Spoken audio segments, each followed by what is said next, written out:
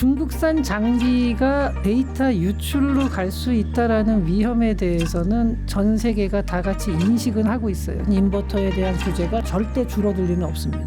히토류는 아마 중국 독점은 완전히 깨질 겁니다. 히토류를 쓸 수 있는 카드의 힘이 굉장히 떨어진다는 거죠. 우리나라가 워낙 경쟁력이 있는 나라이기 때문에 기회가 올 가능성도 상당히 있습니다. 이번에는 중국의 산업 이야기를 좀 청해서 듣겠습니다. 요번에 그 이란 사태 때문에 말이죠. 중동에서 석유가 이제 비싼 값에 들어오고 또 못 들어오고 그래서 중국 경제가 어렵다고 하는데 또 한편으로는 중국의 전기차를 또 중동에 못 팔아서 또 문제가 생긴다고요? 네. 그 시장이 꽤 컸던 모양이죠. 네, 근데 사실 지금 이제 항구에 막 묶여 있는 차들 굉장히 많거든요. 네. 물류가 막히면서. 근데 이거는 꼭 중국뿐만이 아니라 전 세계가 다 그렇긴 하죠. 우리나라도 약간 그런 게 있고. 근데 이것 자체는 저는 뭐 오히려 그러니까 요거 자체는 약간의 휘발성은 있어요. 그래서 네. 그 사태가 진정이 되면은 다시 회복이 될 만한 문제고. 네. 이번에 중동 리스크가 이제 중국의 다른 산업에서 봤을 때는 아까 제가 유가에서 이제 그동안 디스카운트 받는 거를 손해를 보기 때문에 네. 이제 그쪽에서 좀 손해를 본다. 뭐 이런 거는 전체적으로 보면 분명히 안 좋은데 네. 전기차 산업에서는 이게 단기적으로 상당히 부정적인 충격인 건 맞는데 장기적으로는 이게 재생에너지 수요 증가로 또 이어지거든요. 근데 그러면은 이제 또 중국의 뭐 태양광 패널이라든지 네. 뭐 이런 것도 전기차에서도 이제 중국이 경쟁력이 있기 때문에 요거는 오히려 중장기적으로 중국한테 이렇게 불리할 만한 조건은 아니에요. 네. 그 두 산업에 대해서는. 네. 그렇군요.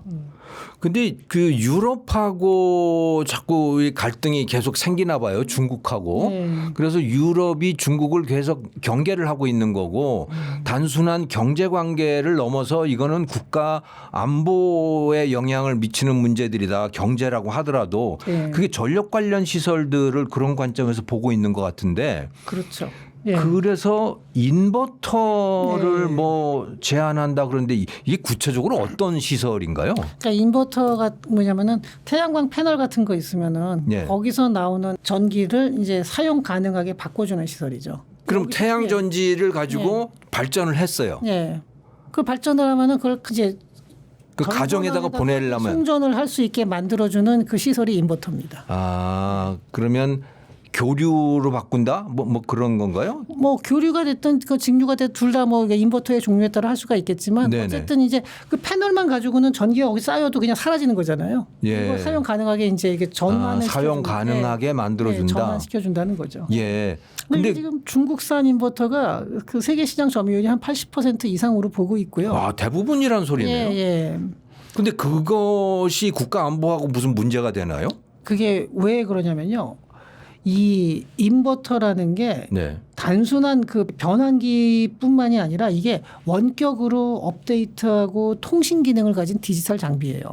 통신 기능도 있습니까? 그렇죠. 예, 이게 어디로 보내고 뭐 이런 거 있잖아요. 그거 다 네. 받아서 보내야 되는 거고요. 어허. 그리고 이거는 중앙에서 통제를 해야 되는 거거든요. 그러니까 네트워크가 다 깔려 있고 그러니까 이게 실시간으로 전력망을 갖다가 다 통제하는 거에 말하자면 단말기 같은 형태라고 생각하시면 돼요. 그럼 중국산 인버터를 유럽에 예를 들어 독일이 설치를 한다라고 네. 하면 그러면 그 인버터를 만든 중국의 기업이 통신으로 다 잡는 제어를 한다는 예. 소리입니까? 그렇죠. 예. 그리고 그리고 그 정보를 다 가져가는 거죠. 저런. 이게 단순한 가격 문제가 아니에요.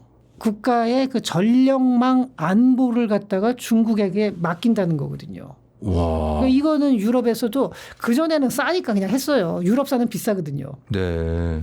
근데 이제는 싸도 안 되겠다가 되는 거죠. 예. 그래서 전기차가 지금 이제 북미 시장은 중국 전기차가 막혀 있는데 유럽에서는 중국산 전기차가 많이 쓰이거든요. 네. 이것도 장기적으로 봐야 돼요. 그 전기차에서 나오는 수많은 데이터가 과연 중국으로 빠져나가지 않겠냐 하는 거죠. 로봇 청소기에서도 나오는 거 뭐 카메라 이런 걸 통해서 화웨이 장비 같은 경우는 이게 중국으로 자꾸 넘어간다는 의혹이 많았고 실제로 영국하고 이스라엘에서는 그런 거를 정확하게 발견을 해가지고 일부 품목 수입 제한을 걸기도 했거든요. 그렇군요. 그럼 전기차라고 해서 안 그러겠냐는 거죠. 그 우리나라 네. 그 지금 아파트에서 돌아다니는 그 로봇 청소기도 그럴 가능성이 있는 거예요? 그런 사례들이 간혹 나와요. 아직까지는 이제 대량으로 나오지는 않았는데 그런 식으로 얘기들이 돌고는 있고. 근데 사실 일반 가정용은 저는 별로 그렇게 상관없을 것 같거든요. 뭐 제가 움직인 집안에서 왔다 갔다 하는 거 찍어봐서 뭐 어디다 쓰겠어요.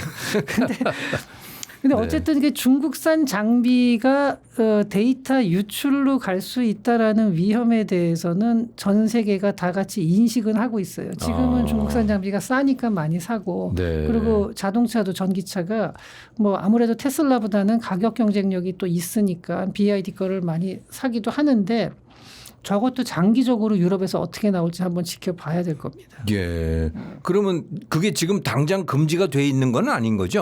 지금은 이제 대규모 공공 프로젝트 중심의 규제를 시작을 했습니다. 유럽에서. 시작을 했군요. 했는데 아직까지 이제 민간 태양광 같은 경우는 다 그대로 쓰고 있어서 예. 지금 지금 당장은 타격이 뭐 아주 그게 심각한 거는 아닌데 유럽에서 이렇게 생각을 하는 거죠. 다들 이제 중장기적으로 가격보다도 이게 특정한 국가에다가 모든 인프라를 맡긴다. 이게 얼마나 위험한지를 이제는 그 과거에도 물론 그런 생각은 있었지만 이제 실감을 하고 있거든요. 전 세계가. 네. 그러니까 이러기 때문에 앞으로는 이 중국산 인버터에 대한 규제가 점차 확대되면 확대됐지 절대 줄어들 리는 없습니다. 반사 이익을 우리 한국이 누릴 가능성도 있습니까? 지금 우리나라가 뭐 그 태양광 인버터 같은 경우는 워낙 시장이 작아요. 우리나라가 비중은 작은데 그렇다 하더라도 기회가 뭐 전혀 안 되지는 않을 거고요. 우리나라가 워낙 기본적으로 제조업 경쟁력이 있는 나라이기 때문에 또 하다 보면은 뭐 많이 갈 수 있고 또 태양광 인버터는 우리나라가 그 생산량이 굉장히 적지만 뭐 전선이라든지 아니면 뭐 원전 이런 쪽에 그러니까 그리드라는 것 자체, 전력망이라는 것 자체를 운용하는 능력은 상당히 뛰어나거든요. 그런 면에서 보면은 부분적으로 기회가 올 가능성도 상당히 있습니다. 그럼 LS 전선이라든가 뭐 이쪽들인 거죠? 그런 것도 있고요. 그리고 또 이제 그 원자력 발전 같은 거를 하고 그거 외에도 여러 가지 전력망 관리라는 시스템 이런 면에서도 우리나라가 상당히 이제 뛰어나기 때문에 그 이제 인버터 자체도 자체지만 그걸 운용하는 데 있어서 우리나라가 또 부분적으로 참여할 가능성이 있죠. 그렇군요. 이번에 반도체 이야기로 넘어가 보면요. 중국이 반도체에 대해서 투자를 엄청나게 했잖아요. 그리고 이 첨단 반도체를 정말 목말라 하고 있는데 왜 그렇게 안 되는 겁니까? 가장 큰 이유는 역시 EUV 도입의 실패예요. 극자외선 노광 장비라 그러죠. 노광 장비, 극자외선 노광 장비요. 그러니까 네덜란드의 ASML이 만드는 그 EUV가 있는데 그 EUV 전 단계 모델이 DUV였죠. 근데 이 EUV가 있어야지 선단 공정이 가능해요. HBM 같은 경우는. 그런데 이게 없으면은 DUV로 하면 되는데 어떻게 하냐면은 DUV로 멀티 패터닝이라 그래가지고 여러 번 가공을 해요. 근데 이러다 손이 많이 가는군요. 비용도 올라가고 수율도 떨어져요. 그러니까 실패가 많죠.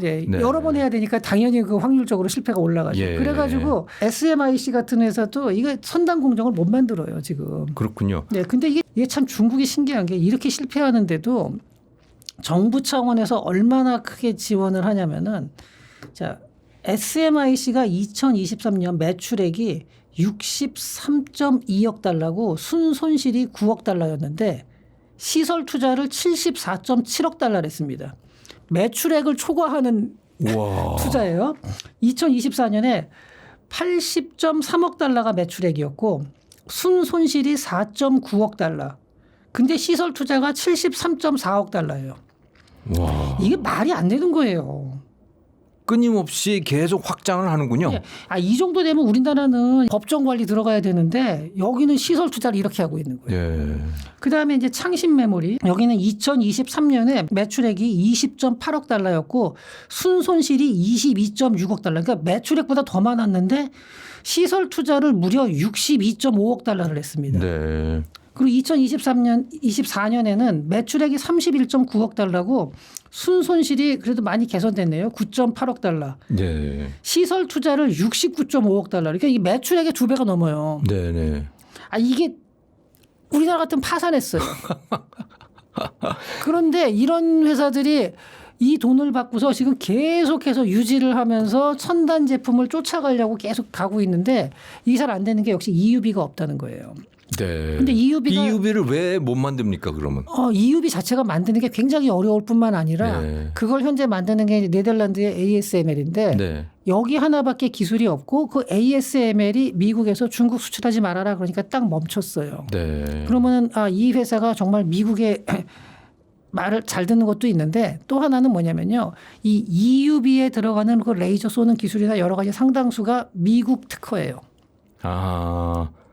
그러니까 미국이 차단하면 예. EUB도 안 되는 거군요. 예, 그 EUB 안에 들어가는 그 많은 기술들을 중국이 아직까지 이게 EUB 기계 하나 이렇게 만드는 게 아니에요. 이게 네. 그 안에 들어가는 엄청난 양의 기술이 있는데 그걸 중국이 아직까지 못 쫓아온 거죠. 그렇군요. 예. 그렇군요. 우리나라는 그걸 쓸 수 있어서 지금 반도체 산업이 잘 나가고 있는 겁니까? EUB를 제일 먼저 도입한 기업이 TSMC입니다. TSMC. 네, 그 네. TSMC가 그래가지고 제일 먼저 선단 공정으로 들어갈 수 있었고. 그러면 우리나라 삼성전자나 SK 하이닉스는 다 EUB를 쓰고 있는 건가요? 삼성전자에서는 그 쓰고 있죠. 그렇군요. 예. 그렇군요. 그러니 중국이 당분간 선단 공정으로 뛰어넘을 가능성은 희박하다고 봐야 되는 거군요. EUB가 막혀 있는 한 어렵죠. 그러니까 우리나라는 삼성전자, 뭐 SK 하이닉스 이런 데 보면은 그래도 사오거든요. 가서 네, 네. 그거를. 근데 네. 요새 그거 구하기가 참 힘들다 그러더라고요. 거기 네. 이렇게 쉽게 한두 대 그냥 금방 만들어내는 양산품이 아니기 때문에 그렇군요. 그게 굉장히 어려운데 지금 중국은 이제 그 부분이 잘 안 되고 근데 돈을 이렇게 퍼붓는 거 보면은 이게 또 불안해요. 근데 저는 보면서 이런 말도 안 되는 투자가 나오는 걸 보고 있으면은 야 이거는 언제 그러다가 뒤집을 수 있을까? 물론 이제 이거 말고도 또 도덕적 해이로 인해서 어떻게 사기 쳐먹다가 망한 회사도 있고 막 이렇긴 해요. 네. 중국에서. 근데 그거 말고도 제대로 돈을 막 들여부어도 잘 안 되고는 있는데 네. 아무튼 불안합니다. 이런 말도 안 되는 투자액을 보고 있으면서 야 이거 저러다가 또 무슨 사고 치면 어떡하나 하는 그런 좀 불안감도 있기는 합니다. 뜻밖의 성공. 네. 예. 이번엔 그 히토류 이야기를 한번 해보죠. 네. 중국이 그 히토류 요즘엔 첨단 산업들에 보면 히토류 원소를 쓰는 데들이 굉장히 많은데 그 히토류를 90%를 중국이 독점을 하고 있죠. 네. 근데 이거 깨질 가능성이 있나요? 우리나라도 보면 뭐 저 바다 심해에 가서 히토류 그 매장지를 뭐 발견했다 네. 그런 이야기들도 많이 있던데 깨질 가능성이 있어요? 저는 굉장히 높다고 봅니다. 아 그렇습니까? 네, 그러니까 단기적으로 1, 2년 안에는 아니지만 네. 한 5년 정도 지나고 나면은 이 히토류는 아마 중국 독점은 완전히 깨질 겁니다. 근데 이거는 제가 생각하기에도 그렇지만 이 중국 과학원이라고 있거든요. 네네. 베이징에 있는데 그러니까 정부에서 운영하는 거죠. 네. 2025년 3월 한 1년 전쯤이죠. 이때 네. 나온 보고서에서 2035년쯤에는 중국의 히토류 점유율이 한 28%가 될 것이다. 90%가 네. 그렇게 떨어진다고요? 네. 그리고 2040년에는 약 23% 수준까지 떨어질 수 있다. 이렇게 말했고 중국의 압도적인 우위는 향후 10에서 15년 갈 수 있다. 이렇게 보고 있는데 물론 이게 약간 엄살일 수도 있습니다만 중국은 웬만하면 자기네한테 유리하게 말하고 부풀려서 말하지 이렇게 줄여서 말하는 경우가 드물거든요. 근데 이렇게 말하는 이유는 뭐냐면은 히토류라는 것 자체가 기술적으로 아까 말한 뭐 그 EUB 장비나 이런 것처럼 엄청난 기술 장벽이 있다기보다는 다른 나라도 매장량이 있고 기술은 있지만 다른 문제들, 그러니까 뭐 환경 오염이라든지 비용 문제 네. 이런 것들 때문에 지금은 다단한 거거든요. 과거에는 한 80년대 초반까지만 해도 세계에서 히토류를 한 미국이 한 60% 이상 장악을 하고 있었어요. 아 미국이 최대 네. 생산국이었군요. 그렇죠. 예. 그런데 미국이 그걸 포기하고 나오게 되는 게 중국이 세계 무대에 들어오면서 더 싸고 많은 양의 히토류를 생산을 해내고 그리고 한 90년대 넘어오면서부터는 미국에서도 환경 문제나 이런 것들이 막 부각이 되면서 히토류에 대해서 부정적인 히토류 생산 과정에서 나오는 여러 가지 공해 물질, 유해 물질에 대한 부정적인 면들이 많이 보도가 됐죠. 네네. 그런데 중국에서 더 싼 가격으로 그런 문제를 미국이 겪을 필요 없이 다 제공을 해주는 거예요. 그러니까 이제 중국하고 이제 교류를 하면서 중국 거를 다 사다 쓰게 된 거죠. 예. 그리고 지난 한 20여 년, 그러니까 90년대 후반부터 2010년대 후반까지 보면은 미국하고 중국이 어떤 전략적 파트너 경제에서 그걸로다가 서로 글로벌 공급망에서 아주 역할 분담을 잘하면서 서로에게 이익이 되는 관계였거든요. 그러니까 그때는 히토류를 중국 거를 절대적으로 다 사다 쓴 거죠. 아하. 다른 나라들도 마찬가지고요. 그렇게 했는데 이게 이제 히토류가 자원 무기화가 된다. 이게 이번에 증명이 됐고 이미 트럼프 대통령 1기 시절부터 그게 나왔죠. 그리고 그 전에 뭐 일본하고 센카쿠 열도 분쟁에서도 중국이 히토류를 자원 무기로다가 쓴 적이 있거든요. 네. 그러다 보니까 최근에 미국이나 호주 같은 데서도 히토류 광산을 다시 재개를 하고 있죠. 대표적으로 미국에서는 마운틴 패스가 있어요. 그 네. 마운틴 패스 광산. 여기에 이제 MP 머티리얼즈에 미국 국방부가 4억 달러를 투자해서 다시 이제 히토류 광산을 개발을 시작을 했고 또 와이오밍의 브룩마인 여기는 원래 석탄 광산이었는데 네. 이 석탄 광산 안에 히토류의 매장 가능성이 굉장히 높은 걸로 나와서 이 와이오밍 주에서도 이걸 이제 개발을 시작을 하고 있어요. 그 다음에 벨기에 이제 화학회사 그 솔베이의 그 히토류 공장이 작년 4월부터 연구 자석에 들어가는 네오디뮴하고 그다음에 플러세오디움 생산을 이미 시작을 했습니다. 네. 그리고 호주가 이제 제일 활발한데 리나스 레어얼스라는 데가 있어요. 여기는 일본에서 굉장히 많이 투자를 했거든요. 그렇군요. 센카쿠 열도 분쟁 이후에 뜨끔해가지고 호주랑 이제 손을 잡았어요. 그래가지고 이게 이제 거기서 히토류를 그 채굴을 하고 이제 생산까지 갔는데 2025년 중반에 여름쯤에 말레이시아 공장에서 그 중히토류, 그러니까 디스프로슘하고 터뷴 같은 거를 갖다가 상업 분리 정제 가공을 양산을 시작을 했어요. 예. 그래가지고 비중국 히토류 공장 중에 최대 생산량이 지금 나오고 있습니다. 양산 시작을 예. 했군요, 이미. 그러니까 아직은 중국에 그래도 여러 가지 이제 그 뭐 네오디뮴이나 뭐 이런 것들은 중국이 절대적으로 강하지만 경히토류 쪽은 뭐 다른 나라도 많이 가지고 있으니까 그건 괜찮고 중히토류 쪽이 항상 문제인데 그쪽으로도 지금 호주나 뭐 미국, 뭐 벨기에 이런 데서 가고 있고요. 이렇게 되다 보니까 이제 중국 과학원에서도 나온 게 지금 현재 중국이 건드려 놨지만 이 중국이 쓸 수 있는 히토류 카드라는 것 자체가 조금 있으면은 서서히 약화되는 거예요. 당장 끊어지는 게 아니라. 그러니까 앞으로 당분간 뭐 1, 2년 안에 이러한 구도가 크게 바뀌지는 않겠지만 지금 상태로 지나다 보면 한 5년만 지나도 중국의 히토류를 쓸 수 있는 카드의 힘이 굉장히 떨어진다는 거죠. 그렇죠. 그러니까 기술적인 우위라기보다는 그렇죠. 비용의 네. 우위, 환경 오염을 어떻게 그렇죠. 대하느냐의 그 차이. 근데 이걸 중국이 이런 식으로 하고 났더니 과거에는 미국에서 보면요. 광산 하나 개발하려고 그러면은 그게 보통 한 5년에서 7년 걸린다 그래요. 미국의 허가 받는데요. 네, 토지 허가국이나 이런 데 제출해야 되는 서류만 해도 막 100건이 넘어가고 공청회 해야지 막 이렇게 하다 보니까 몇 년씩 걸리 지금은 미국 내에서도 여론이 좀 바뀌었어요. 그리고 예전에 환경 문제 때문에 뭐 이렇게 폐쇄했던 거, 뭐 심지어는 네바다주에서는 거기에 그 메밀 종류, 야생 메밀 종류가 있어요. 근데 그 메밀 서식지라는 이유로 광산 개발을 못하게 막 시민단체들이 와 환경단체가 막고 그랬거든요. 그거 옆에다 옮겨주겠다. 안 된다. 원래 있던 자리에 있어야 된다. 그러면 옛날에 먹혔어요. 네. 그 다음에 네바다주에 또 이제 거기서는 주로 리튬 광산인데 리튬 외에 히토류도 조금 묻혀 있고 또 네. 네바다주에 있는 광산 같은 경우는 거기가 옛날에 그 아파치 쪽의 성지였다. 그래가지고 그 성지를 훼손하면 안 된다 그러면은 거기 그 원주민들하고 그 다음에 거기에 동조하는 단체들이 막 움직이면요 네바다주에서 상원의원 선거가 뒤집힐 수가 있어요. 그러니까 그것 때문에 광산을 갖다가 묻어놨던 거를 다시 이제 그 분위기가 바뀌었군요. 예, 지금 개발을 이제 허가가 나서 작년인가부터 이제 들어가고. 근데 이런 게 뭐냐면은 중국이 자원 무기화를 하면서 여론이 바뀌고 어느 정도 옛날에는 이거 환경 보존이 우선이야 했던 부분들이 일부분은 좀 바뀌는 거예요. 그리고 미네소타에서도 한번 그런 일이 있었는데 미네소타에 거기가 이제 저도 정확한 지명은 잊어버렸는데 그쪽에서도 그 리튬하고 히토류 광산이 있어요. 근데 거기는 뭐였냐면은 그 청소년 레크리에이션용 그 호수하고 이런 게 있어가지고 네. 거기 성지예요 거의 그쪽으로. 음. 그래서 여기를 오염시키면 안 된다.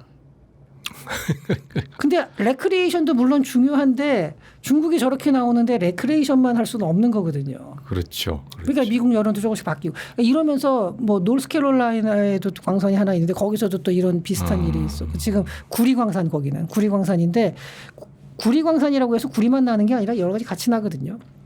그러니까 그런 식으로 여러 광산들이 다 개발이 되고 있고 그중에 히토류 광산도 많이 포함이 돼 있어요. 그래가지고 이런 거를 보면 한 5년 지나면은 이게 아마 요새는 기간이 앞으로 단축될 거니까 그전에는 네. 뭐 시작하는데 5년 그랬는데 지금 많이 단축될 거니까 한 5년 지나면은 미국에서 히토류의 생산되는 양도 상당히 늘어날 거고 또 호주에서도 많이 이제 나오고 호주에도 광산이 많거든요. 그래가지고 그렇군요. 이렇게 되면은 이제 중국의 히토류 독점은 이제 상당히 균열이 가고요. 또 이거 외에도 이제 히토류를 덜 쓰는 연구 자석 뭐 이런 것들도 지금 개발이 많이 되고 있어요. 네. 그러다 보니까 중국도 어떻게 보면은 이제 급한 거죠. 이 자기가 가장 강력한 힘을 지금 써야 되는데 이 시간이 지나면서 이게 자꾸 약해지거든요. 그게 그래서- 근본적인 강점이 아니니까 그렇군요. 그렇죠. 네. 예. 근데 그걸 가지고 공격을 하려고 그랬다가 일본한테는 그 포토레지스트에 한번 또 당했죠. 네. 이 포토레지스트 같은 경우는 다른 나라가 쉽게 쫓아오질 또 못해요. 그러니까 일본이 갖고 있는 포토 레지스트 기술은 네. 중국이 시간이 지나도 대체할 수 없는 거죠. 그러니까 그렇게 단정할 수는 없지만 이 히토류만큼 확실하게 보이는 게 아니죠. 네. 히토류는 시간 지나면 이건 확실하게 뒤집어진다는데 네. 포토레지스트는 확실하게 뒤집을 수 있다라는 보장이 없어요. 그렇군요. 네. 그러니까 그런 차이가 있기 때문에 중국 입장에서도 약간 이런 부분에서는 좀 초조해할 가능성이 있는 거죠. 그러니까 지난번에 그 트럼프하고 시진핑하고 관세를 가지고 서로 협상을 할 때는 히토류 네. 무기로 써서 네. 미국의 관세를 1년 유예시켰죠. 그렇죠. 예. 그것까지는 성공했는데 앞으로 어떻게 될지 모른다. 그렇죠. 그러니까 그게 어쨌든 자관 중국은 그동안 덩샤오핑이 아주 유명한 말을 했잖아요. 중동엔 석유가 있지만 중국에는 히토류가 있다. 네. 이 말을 했었는데 그 카드 수십 년 동안 갈고 닦은 카드를 이번에 아주 제대로 그냥 신나게 썼는데 네. 그리고 굉장히 파괴력이 있었는데 과연 이게 이제 얼마나 유효하냐. 요거는 이제 중국도 상당히 고민거리가 되는 거죠. 네. 예. 알겠습니다. 오늘 조현승 박사님 모시고 경제 중국 경제와 관련된 이야기 또 이란 전쟁과 관련된 이야기들 아주 흥미로운 이야기들 많이 청해서 들었습니다. 시청자 여러분 시청해 주셔서 감사합니다. 또 다시 찾아뵙겠습니다.